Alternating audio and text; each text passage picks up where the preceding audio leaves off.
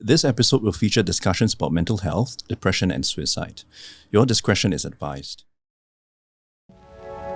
Hi everyone, welcome to another episode of the Ordinary Dads podcast, or as I like to call it, Todcast.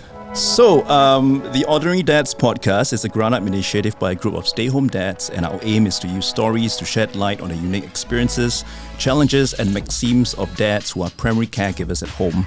My name is Josiah Ng, and I'm a stay-home dad. And today we have Kris Tan and Tim Wong. Woohoo! Hello. You guys will be chatting with us about dads and depression today, or as I like to call it, Daddypressions. You get it? You get it. You get it, huh? Yeah. I mean, this is a dad's podcast. So dad jokes are definitely on the menu. Yeah, correct. So, I mean, okay, this is a serious topic, right? But I'm sure with Kris and Tim, we're going to have a relaxed, casual chat about something very vulnerable. So thank you so much for coming all the way here and talking about stuff which I know and I've chatted with you guys. Very, very deep stuff, very vulnerable stuff. And we're looking forward to your stories that I'm sure will really help other dads on their own journeys as well. So anyway, say hi, guys. Yeah, hi. I'm Tim Wong. I'm a dad of a boy in primary 4 this year. I became a stay-at-home dad maybe about 1.5 years ago. And the process has been quite gradual because we discovered my son had issues with learning. Okay. So he was diagnosed with dyslexia. Okay. And then there's also the high possibility of him having ADHD. So, I began by going part-time first. My company allowed me to go part-time, and my wife and I, we felt that one of us can go further, and so I just resigned from my job. I gave my company actually 6 months notice to find someone to replace me, and since I think September, August 2022, I've been a full-time stay-at-home father. Okay, we're going to talk a little bit more about your journey and all that later on. But first, Kris. Sure. You? Hi. I think Tim forgot to mention that he's just had his birthday recently. So he turned 25 years old. Yeah. There's like an inside joke that he's 25 years old. 25 years. So my name is Kris Tan. I am 43 this year. I can't cheat because the camera is looking at me. So if it's only an audio podcast, me too a little bit maybe. Yeah, maybe. Me too, a bit. Yeah. I have 2 kids. Two girls. One is 7 and one is 4. They're going to be 8 and 5 this year. So I've been a stay-at-home dad since 2016. Okay, I feel like the best way to approach mental health, your stories, depression, is to just dive straight in lah. But we start with Tim first. Tim, why don't you tell us a little bit about your experience? As you can see, I have a birthmark, very distinct birthmark on my face. I had quite a normal childhood, from I think preschool, kindergarten, then very normal childhood. But when I was transiting into being a teenager, I began to have questions about who I am, my place in the world. So because I get all these looks from people, and I had these questions about why am I the only one with this birthmark as well. And then I was in an elite school, and getting good grades was part of the norm. But I guess also because I was still finding myself, still looking to find myself. I wasn't really focusing on my studies, and so started to fail subjects, didn't do well enough with O levels, and from there, there began a cycle of failure. So I went to uni, or went to start a diploma course, but I couldn't finish. Right. So from there were a few cycles of depression. Yeah. So. Okay. So the standards, would you say it was placed upon you by yourself, or was it also influenced by your environment and all that? I think a mixture of both. Okay. So, one of the things that happened to me when I was 12, we have this PSLE, primary school living examination that is in Singapore, where every 12-year-old will sit for it. And so I actually aced it very well. So from having not much expectations placed upon me, when I did so well for it, there were teachers around me and who were saying, I remember this PE teacher who said to me, "Oh, you've made it! Wow!" So just from doing well for one exam, and then that being a young impressionable person, I just took it. Oh, I made it, and I felt that I couldn't fail. So when I started to not do well, I didn't have the tools, the emotional tools to be able to rise up from that. and I kept beating myself up, kept trying to catch up. And it became a cycle. It became a vicious cycle. Okay, I want to pick that up later on. That whole idea of how do you empower or even help a child learn about what it means to fail. Kris, why don't we go back to you? Talk a little bit about why you became a stay-home dad first, and then maybe that would segue into how you had moments of depression. Sure. When my wife and I, we knew each other since about 2007.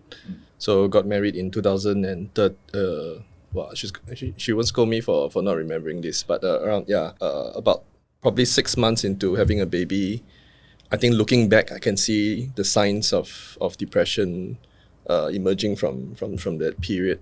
So and how I became a stay-home dad in the first place is because my wife is a hawker in Singapore. Okay. So she has a stall in Tekka Centre selling prawn noodles. Okay.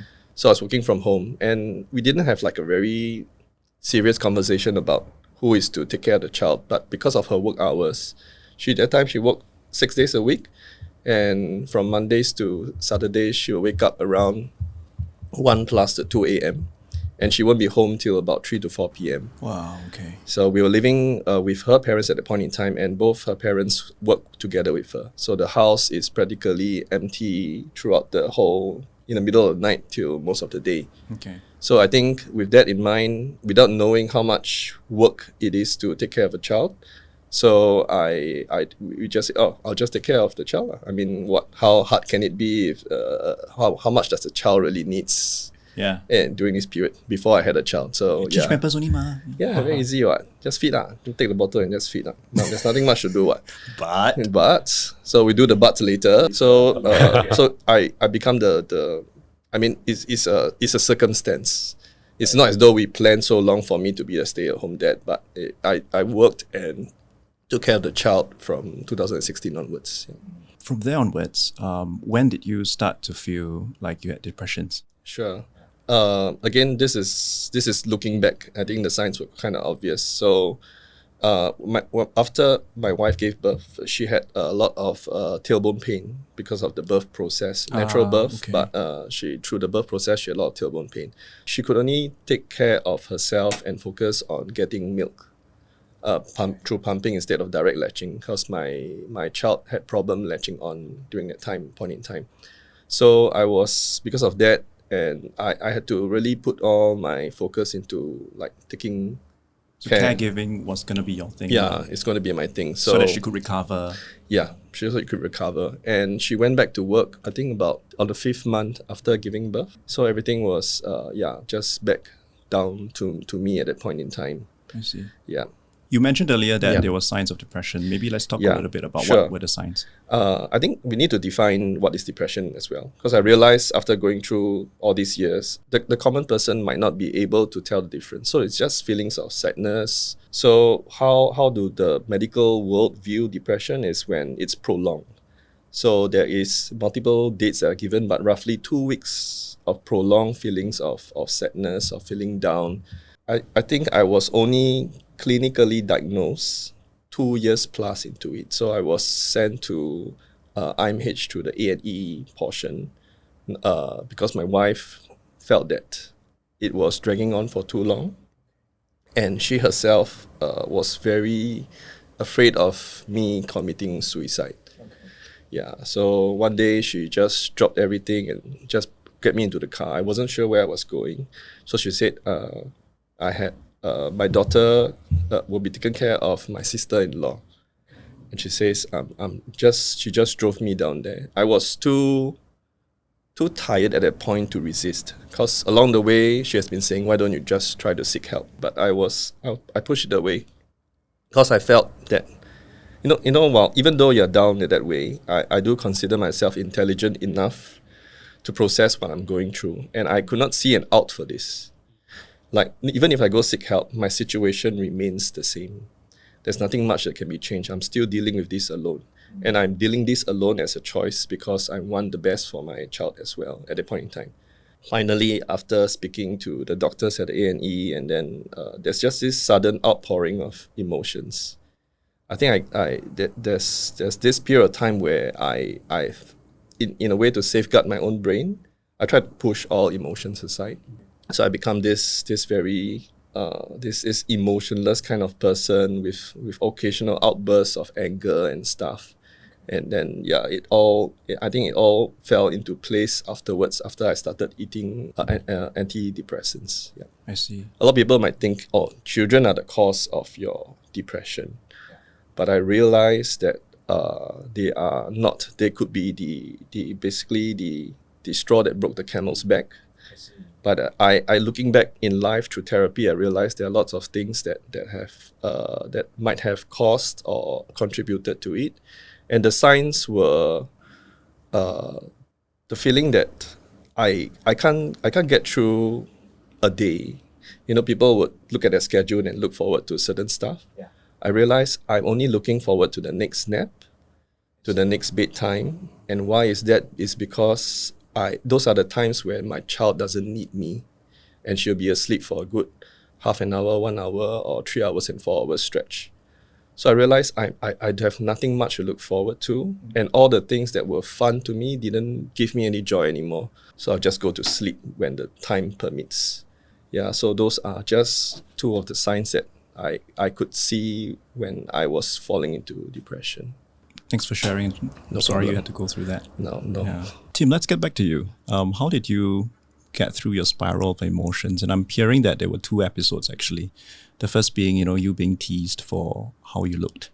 And the second was that burden of having to perform. Yeah, to a certain standard that was a mixture of what was set yourself as well as your environment. Yeah, I mean, I had I had internalized what was expected of me to, and so after falling short, I felt like, oh, I'm behind. So it was always this. It's like running a race that I always seem to be behind, and that gave me that sense of I wasn't optimistic about life, and I can relate to what Kris shared earlier regarding that there's no way out, and I would find more satisfaction from gaming and interacting with people online than with real people. So I think there's a sense of trying to hide away. There was a sense of shame as well, and also part of my issue was I push people away.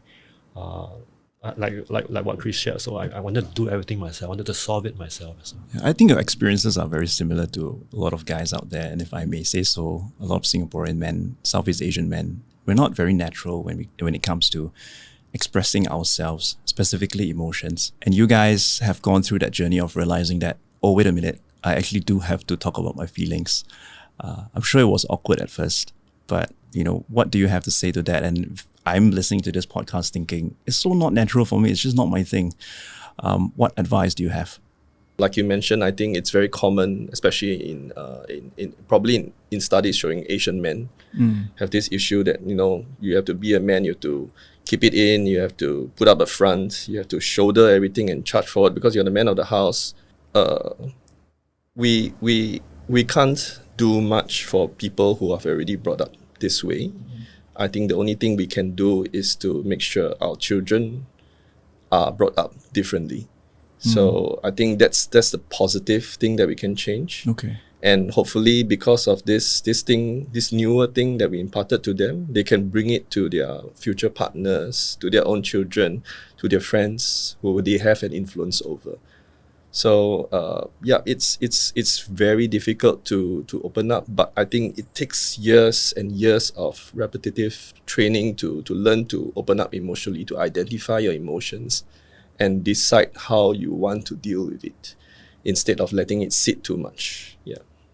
Very difficult, but I'm also hearing not impossible. Though. Yeah. Tim, what about you? What are your thoughts? Emotions and all that. I would think a safe space is very very key, very vital. I had a counselor who I saw for about 4+ years, almost 5 years, and I've seen therapists before. But this guy was different, and he wasn't in a rush to get me recovered, the recover, and it was really my safe space. Yeah, I remember when during COVID. And there was no in-person meetings allowed, and we were on Zoom. And there was one day, I was not feeling great, not doing great as well, and he asked me a question over Zoom. This is my counselor, and I was so triggered that I started to yell over I was screaming and yelling. That was how triggered by his question I was. You were triggered with the counselor? I was triggered, but he was asking a prompting question. Okay. And but after that he just kept quiet and he allowed me to go on and and go on and just to release all that emotion. He's trying to stop me. And I look back now and I'm so thankful for this guy, because he during the COVID time, like, he was my only safe space. He was not looking to fix me at every session, like, what shall we fix today? But he was just listening to me, hearing me out, letting me say what I wanted to say. And then from there, I began to be comfortable with sharing unpleasant things that were going on in my head and my heart as well. And I realized right now that we all need these safe spaces. Safe space. Whether it is in friendship with another person, with our spouse, with a friend, or in a safe community like what we have in the Ordinary Dad, where we share our journeys, and we I mean, there's a place for us. And I feel that these are ways that help us as men. But of course, we have to also come to a place where we don't see other men as competitors, but where we see other men as companions on this journey as well. Something that I heard before is that there was this well-known psychiatrist that was sharing with another person that, if people would open up to their friends, and if friends provide that safe space, the psychiatrist go out of job. Of course, I'm mentioning this, he was mentioning it anecdotally, right? Of course, it's a very extreme case, but I think his point was really that actually at the end of the day, if more men or more people in general would help provide that safe space for each other to express their feelings. And what I'm hearing from Kris is that you didn't have that safe space initially. So you didn't even know how to express your feelings. But once you realize that, hey, I can actually express my feelings in that way, then it also encourages other men to open up. Speaking of which, I think it's probably time for us to talk about how we provide that safe space for our children, or encourage them to even talk about their own emotions.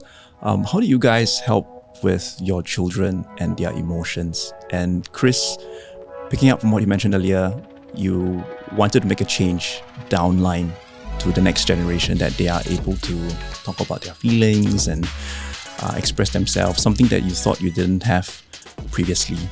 What are some of the things that you do? First of all, it's identifying like the kind of people we are first. Because a lot of us are fixers.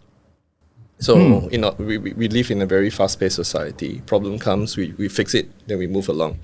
So whenever people comes up to us with a problem, we tend to, here's all the solutions that I have. Hey, look, you have a problem. Here's all the fixes we have for you. Just show you. But the thing is, with what Tim experienced is what I experienced as well. So the therapist or the psychiatrist actually hold the space for you. So they are comfortable with the quietness that comes when people are talking, and then they allow you the space to fully experience the breadth of your emotions and help you unload it. So for my children, what I do is whenever they are feeling down or sad, instead of the usual way of saying, okay, you better stop right now, let's do this, or you keep talking them out of it, even when they are having their big feelings. You will try to, why don't you try to do this? Do you want this? Do you want that? What do you want? What do you want? What do you want? Can you stop right now? You've been crying for 20 minutes already. We need to get you to school. Can you just please do this? There is no holding of space for them to experience their emotions. So from a very young age during preschool, we can sort of game the system a bit. No one really cares if you're late for preschool, right? I think Josiah would know, because he wrote about it before, about your child not wanting to go to school. So we hold that space for them, let them feel their whole emotions. I understand you're feeling sad.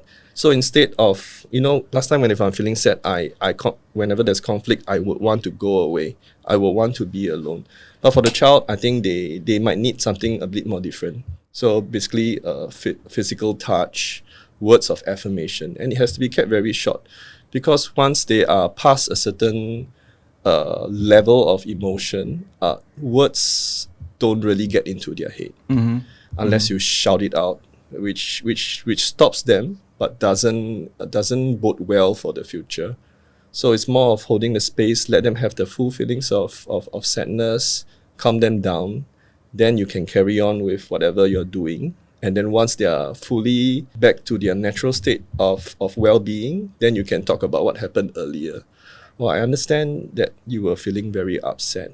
Do you know why you were upset? Again, hold that space for them to explain, so they can look inwards, whatever age-appropriate way. And then if they say, I don't know, then you do suggestions. Maybe you were feeling upset that I didn't allow you to bring that soft toy out because your teacher said that there are no more soft toys allowed in school. So how about the next time you're feeling that sad, let's practice deep breathing like we always do. So belly breathing. Yeah. So you can identify this kind of ways to help them calm themselves down when the next time when it comes. You can't solve for the times when they are already in a deep upset stage, but you can prime them when they are well, so that in times of the other times when it happens again, they find ways to deal with it on their own, to regulate themselves basically. So the child, if you hold the space of that, maybe I can hug my soft toy and kiss it goodbye. Right. I say, why you believe? Why don't Papa take care of the soft toy while you are gone? I'll make sure it's well and everything. So they would remember such things, right, as well. So and it's very repetitive. So it doesn't mean that your child will forever not have a meltdown for the rest of his or her life. But I think it's all through these repetitive motions, and I can see it that as they grow older, they will take these little skills that they have and slowly apply it along the way, and things do get better over time. Sounds like you need to be consistent with a lot of these things as well. Tim, what about you? How do you help your son manage his emotions and provide that safe space? I've been involved with the respectful and mindful parenting community in Singapore for a few years. I was looking inside for a while, but I become quite a advocate and proponent of a gentle, respectful, mindful way of parenting. Actually, Tim, before that, maybe you can talk a little bit about what exactly is respectful and mindful parenting and gentle parenting. Because I understand there are also a few different definitions and understanding about what that is. Oh, right. So what is it to you? Okay. Well, to me, it's being mindful of. I mean, every child is different. Every child would have a different temperament, different strengths and weaknesses. They might even have learning challenges. They might even have special needs. So how are we mindful? How are we mindful of them individually, and we can attune our parenting style. Well, like for my son, he's what I would term like a strong-willed and more sensitive, which is quite strong-willed and sensitive at the same time. Same, my second child. I get it. Oh well, we'll have more chat about this later. Yeah, and I've learned that there are things that I can take a step back.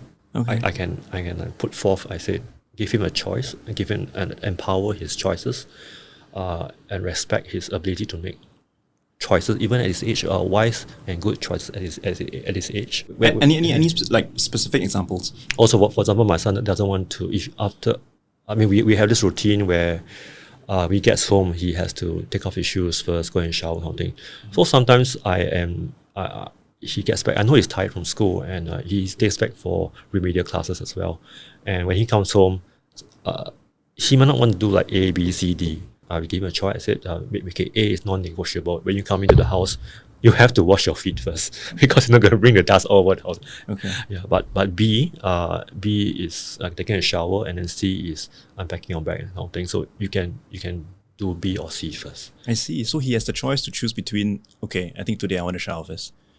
But then another day, like, okay, you know what? I want to unpack my bag first. Yes. So I give him that choice. Then he gets that satisfaction from being able to make his own choices as well within the limits that we have given him. So being mindful is being mindful of his temperaments, his strengths, his weaknesses, and being strong-willed. He tends to, I want my way. So how do we meet him where he is without overpowering his sense of autonomy? Because I think the way that we grew up with our traditional style of parenting is that my way or the highway, Yeah. the parental way. And then I'm the parent, you just listen. yeah, just listen. And then we just like bang on the table, okay, literally or figuratively, and it may disconnect us from our child for the long run. So that's another topic for another day perhaps. And being gentle is being, I guess, a disposition, an approach.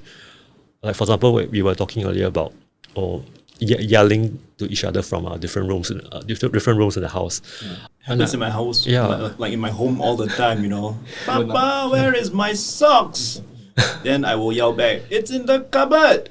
Which cupboard? And then all that yelling, I realize at the end of the conversation actually ruffles each other, and we are at a state of like tension, when actually I could have just gone over and, you know, here it is. Or he could have come over and like, Papa, where's my socks? Yeah. And as a result of that, the tension gets high and all that. We're going to first thank a few production sponsors and people who are supporting us in this journey, especially for this podcast. So first, I'd like to thank our production sponsor, Miles & More, who's making this recording possible. A link to their work is in the show notes, so do check them out.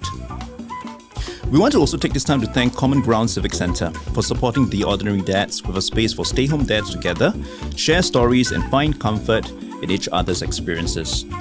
At Common Ground Civic Centre, people gather to learn new skills, collaborate, and share insights with one another. So 2 things. What I'm hearing from Kris is to create a safe space by allowing the child to actually have that space to talk about his emotions, her emotions. And then for Tim, it's about making that connection through things like mindful parenting and respectful parenting. And to also reassure the child that there's nothing wrong with feeling anger, sadness. There's nothing wrong with it. I'm not angry with you for being angry. I'm not upset that you're upset. I mean, I am upset, but I mean, it's fine that even I am upset sometimes, but I will love you no matter what. Wow. So it's always reinforcing that. And then and in terms of you asking Tim, like, how do you see that reflected back to you in child? So my child has told me, like, tell the other sister, like, even though I'm angry at you, I still love you. So your daughter actually tells that to the other daughter? Correct. Wow. So yeah. So I think also it's important that we make this definition of respectful parenting, because a lot of people think that it's actually permissive parenting. So permissive thinking that there has no discipline. So we treat them like adults, and then they have their own autonomy, and then they just do whatever they like. It's not that. It's not. So respectful ensures that they still keep within the boundaries. Like what you said, A is A. You have to do A. But how do we go about the other tasks like B, C, and D? There are other ways to do it, or you can do it a little bit later. So for my own child, I did the same way. So my eldest, like, she knows she has to do her homework. So how do you want to do it on a little bit on Friday, Saturday, or Sunday? Or why don't you just play all the way and do it on Sunday? So I just let her make the choice. So she has to deal with the consequence. Like recently, she has to do all her homework yesterday, which was Sunday. And she realized that she's so stressed over it and everything. Then I say, okay, but I'm still here with you. I'm still doing the homework here with you. I'm here with you. I'll be here with you to help you complete it. But you have to do it on your own. So she do realize that, I have to actually do it much earlier, to prepare earlier for my things here or my homework. So this is more of respectful, allowing her to make certain choices, but it still must be done. I'm not saying that you can go on Monday without completing your work. Are there moments for you guys now that you still feel stressed out as a primary caregiver, and how do you guys deal with it? Okay, maybe stressed out might be an extreme word. Sure. Tired. I've been taking antidepressants. Okay. So antidepressants, for me, it's this SSRI family. So it's selective serotonin uptake inhibitors. Okay. So what it does is they try to retain the serotonin in your brain, which helps to retain your mood, joyous moods and stuff. So it stops the body from reabsorbing the serotonin in your brain. Okay. So I took that for some time, and I stopped taking early in 2023. Yeah. So I've been feeling good as good become. I feel normal. It's not as though when you take it you're on a high all the time. Everything is happy. There's a war going on in the home and everything is great and fine. It doesn't work that way. But it helps you normalize your feelings, so you're able to retain joy for longer periods rather than stay down for a longer period. So everything is fine, but I still have to deal with matters. Yeah. Yeah. For example, yesterday, my second child, we were at Coven having a meal, and she misplaced one of her toy. It's a LOL doll. Very dangerous stuff. So for people who have girls out there, you'll know what I mean. So it's this sort of gacha stuff that they can collect, and then she misplaced it, and it belongs to her elder sister. Yeah, so I couldn't find it, and then I realized it was actually tucked away in a smaller bag in the bag that she was carrying. And then while we say about all these practices that we have, we are not perfect. Yeah.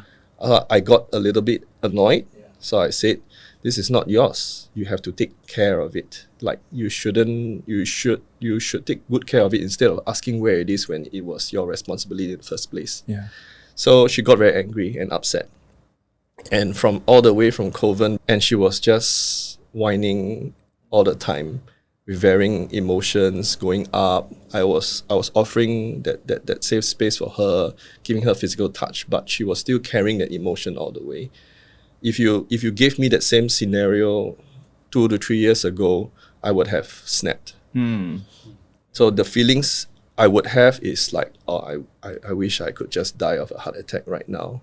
Wow. So it sounds ridiculous to someone who is like, why are you thinking of death over such a small thing? But I think our capacity becomes much smaller during those days when we are really, really down. So I would have either dealt it in a very rough way, in a very unkind way, or I would have just, hey, look, like my wife, you can just take her. I'm going back now. I can't deal with this anymore. Again, it's the response I have with conflict. So I just want to go away. So the whole day, the trip home, I was just trying to allow her to feel her emotions and trying to find ways to calm her down all the way back home.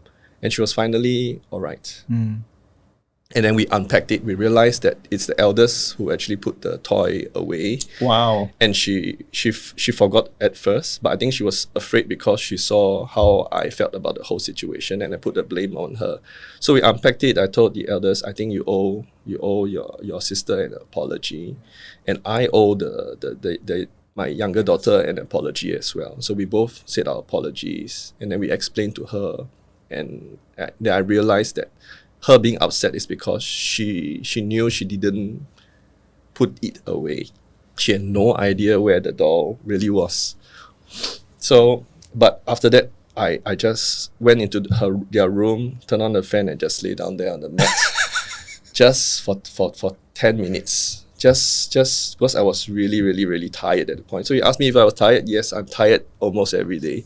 But I think how I deal with it is very different. Okay. And my wife understands. So I can hear in my midst of trying to fall asleep or whatever, my wife say, "Papa is very tired, don't go and disturb him." Wow. Yeah, Okay. she understands that I do need to let go, because she couldn't do anything. Because in the train we were like, then my wife made this passing comment. She's actually very much like me when I was younger. Like, I need to make sure everyone knows that I am feeling upset over this right now. So she says, let's say, it's totally your side of family. Can you deal with this? Then she was like, she doesn't want me. I was like, yeah, right. Yes, of course she doesn't want me. So she's just stuck with me. Although she's angry, my child is very angry with me because I accused her of something, right? Yeah. But she still wants that connection. Connection. Actually, at the end of the day, kids just want connection, right? Correct. So Yeah. it's hard for me to learn this and unlearn this, because whenever I am angry, I just want to disconnect. Yeah. But the child wants connection. She wants you to tell her, even if the child did wrong, I need you to let me know that you still love me. You are still here. Yeah, I'm still here for you. So you have to push that part of you aside and then embrace that physical touch. I had no physical touch growing up. Actually, like, that's the thing about parenting, and there's a lot of plot twist. But I can imagine if you would have just snapped and just said that I'm the father, you just listen to me, you should apologize, you have basically disconnected from the kid. Yep. Yeah. And the amount of repair that you have to do after that is like just so much more. So thanks for sharing that. I like how you just slept after that, for 10 minutes and napped after that. And I think that that's encouraging Because for me as a father, I feel like I don't have the permission for myself to rest. And it takes a lot of people to tell me that, you know what, you have the permission to rest. Yeah, do you give yourself permission to rest, and what's it like for you? Tim? I think now I do, but sometimes I do have to ask my wife. Say, I would like to go I would like to take a break now, take a rest now, and she's also beginning to understand. She has. I guess we've been married 10 years, through some ups and downs, and she also understands me better right now. That I do invest a lot of emotional energy into a lot of things that I do. So for something that might look easy for her, it's actually harder for me. Yeah. Because there are some days we still don't communicate very well. Communication is very important. Yeah, we will still like go to the assumptions mode. Why I assume you assume, we all us assume. But I think learning to understand my own triggers and learning to, I guess, to reparent myself and to be kind to myself has helped me to be kind to my wife and to my child as well. Self-awareness sounds like it's something that's so important for you. Yeah. Yeah. And I guess that's also why in the airplane announcements, right, they say, please put on the oxygen mask for yourself first before you put on the oxygen mask for your kid. I always thought it was like, wow, so selfish. But I think now, even on the parenting journey myself, it's like, yeah, you do need to understand yourself first. You do need to take care of yourself first, because none of this will work if you are not in a good place. How did you guys come to become a bit more self-aware? Again, it's a journey, and you have to understand along the way. Even if you identify what triggers you, you have to look, even from what my understanding, you look further back on your family history, on why that triggers you so much. So, for example, like for me, sleep.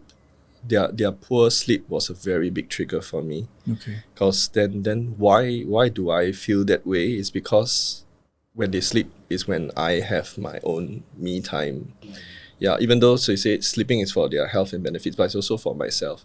So I think Tim mentioned also, it's just really the small wins, or accepting that even though I've lost in this little battle here, all will be fine. It's okay. This too shall pass, is what I always remind myself. When my younger one is giving me a hard time, I say, no, okay, this too shall pass. Okay. And I have to understand that if I react to it negatively, I would have more problems to deal with later. Something about the me time that you all mentioned, right? I think very important. Are there specific plans and agreements that you guys have with your wives, if you don't mind sharing? Like for me, right, my Saturdays are my time to go and climb, because I boulder and all that, right? Once it's Saturday morning, I'm going to leave all my problems and whatever that has happened over the last week on the wall. Yeah, what about you guys? What are your plans? And I realize it's so important to have this set with your family. For you, it's a spoken agreement? Like, it is a spoken agreement. Sure. Yeah. It's on the schedule, It's like Saturdays, don't touch me. I don't care you got... No lah. I don't care you got some family thing, Let's try and see whether we can really protect this space. Yeah. Sure. I think my through learning, my wife understands more of me as an introvert. Okay. So the people think introvert don't like people. That's not true. We like people, but we can't stand people for long amounts of time. Like after this, I'm going home for another nap kind. But I hope it's not gonna be like a 1 hour nap. No, actually, I'm heading to the gym. So like for you, bouldering for gym is my outlet. Okay. I find pockets of time when the children are away at school, and with the back of mind that I have to treasure this amount of time I have to do my thing. And my wife basically is out for work, so we don't have an agreement for that. So whatever free time, as long as I've done my stuff, I'm free to do whatever I like. So I enjoy this time because I know they're going to be sick very soon. With them being young, and then they're basically having a virus and bacterial party every day at school. So I'm basically storing ammo when I have my me time every day. Recharging. Yeah, recharging. So I make sure I'm full. Tim you had a term for it, filling your own cup. Yeah, I feel. I mean, if we don't fill our own cup, how do we pour it into our children? Yeah. So I'm more tech-based, so I'm filling batteries. So Tech-based. Yeah. So I fill my batteries, and then I make sure I have enough to last. Then for my wife, I think she understands that I'm an introvert. So there are certain gatherings. She knows she should try not to involve me on too many gatherings. I see. Yeah, so there are times when I say, we share a calendar. Yeah. So I will look at this particular calendar. I said, am I supposed to go? Like, I'm hoping that she says, no lah, you don't have to go. But I think for her, her family time is very precious. So she wants everybody to be doing it together.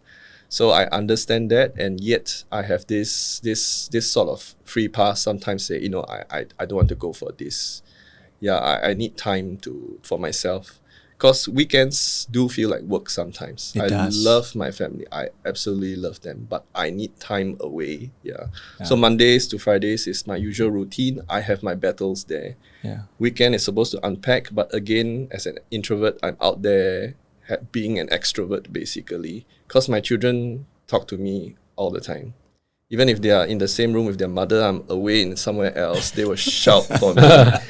Yeah, they were like, Papa, I need to show you something. Or Papa, how do I do this? Your mother is just next to you. Can you just ask her instead? Me and my wife have developed a certain language to understand each other's levels and needs. You actually communicate to your wife and say that, oh, I'm at 20% now. And then my wife would say that, okay, I will take up that 80%. Yeah. In a relationship, you always think that it's 50-50, right? It's really too idealistic. Like, it's not like, it's never, And then the same thing, when she comes back home, there will be times where she's had a bad day and she says that I'm at 40% now. I really need to just take 5 minutes. And then I'll say, yeah, sure. Even though I may not be at the best mode, I understand that I'm doing this for her as well. What happens when we are both at 20%? Then we tell the kids, Tiki po zong and deal with yourself. No, I think the kids also have learned to follow our signals. Yeah, and I think it wasn't intentional, but because my wife and I started to talk like that, right? Like the kids kind of like know that, okay, Papa, Mama they need their space. Yeah, and I realize it helps. The way that I communicate with my wife sometimes does trickle down to how our kids communicate with us and with each other as well. I think that's very beautiful because the kids will recognize that it's okay not to be okay. Yes. And we can take a step back at times. Yeah. Actually, Kris, you mentioned something about negative emotions not being all bad. It's okay to be angry and all that. It's okay to not be okay. I feel like it's something that also needs to be very consciously put into our vocabulary with them, because I think growing up, I've been taught that it's not good that you're sad. So for myself, I feel that life gives you a whole spectrum of experiences, and emotions is how you receive them and process them. So without going through the full spectrum of emotions, you can't experience life. Yes. So in order to feel the highest of highs, you have to go through the lowest of lows. I mean, not everyone has to, but life is very boring if it's just smoothly or just there. You have this thing called dopamine addiction. So the thing with social media, you feel happy with the sounds and the stuff. So you get dopamine hits, and then you feel that high all the time. Nothing ever feels that interesting anymore. So it's the same with emotions. So if you don't feel sad or upset at certain stuff, you won't be able to realize how happy certain things make you feel or appreciate the little things in life. So I feel it's a spectrum. There's no classifying what is good, what is bad. But after understanding how you feel in certain ways, you learn to deal with them or learn to let go of them.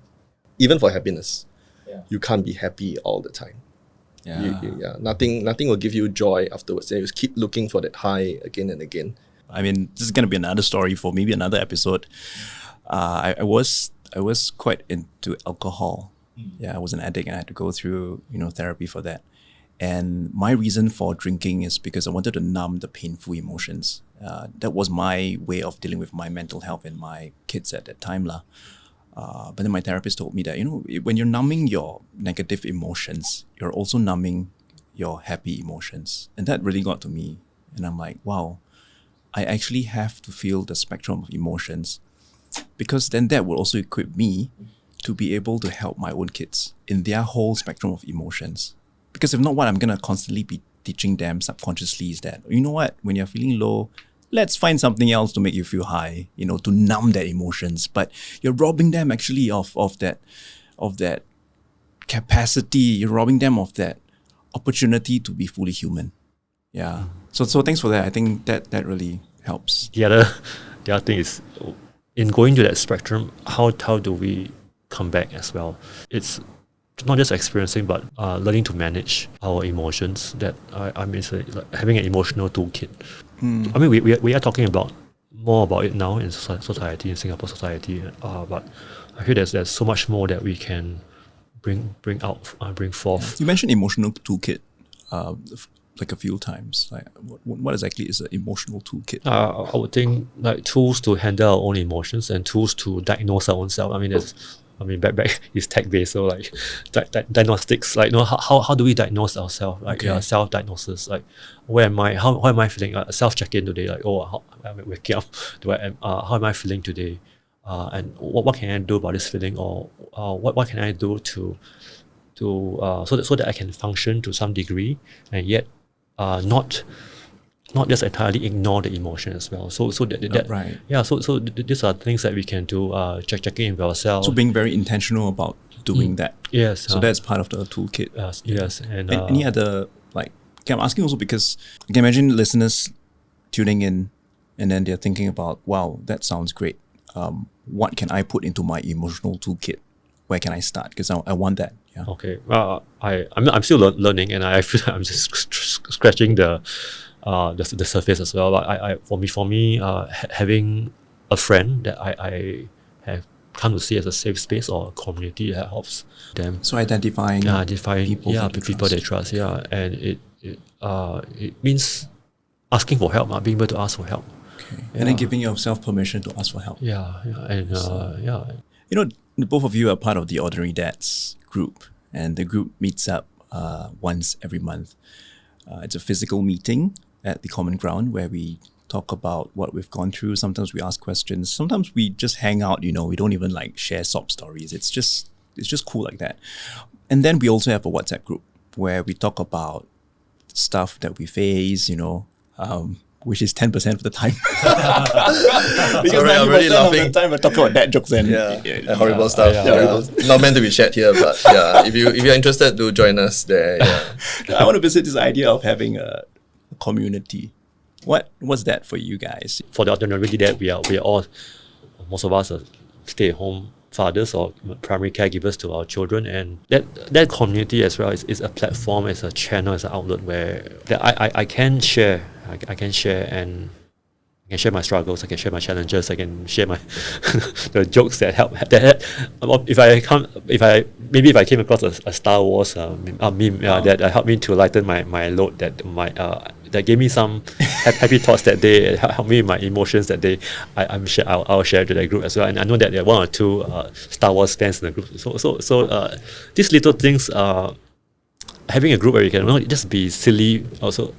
I guess because I think we guys, we are all boys at heart, even though we are still fathers. We are fathers and husbands, and sometimes we need to allow ourselves to be the inner child. And in a group like this, well, we can be that inner child and be that boy at heart, without being judged, without being judged for being childish, but being childlike. And I think that's an important part of being a father. For us to connect with our children, we have to have some childlikeness in us. And we can't lose that. We can't lose that that view of life as well. Kris, how's the community been like for you? So when I first got introduced to the group by Cliff, I think he got to know me through an article from CNA. So he approached me and asked me if I want to join the group. So again, introvert. So I only went to this meeting just like once.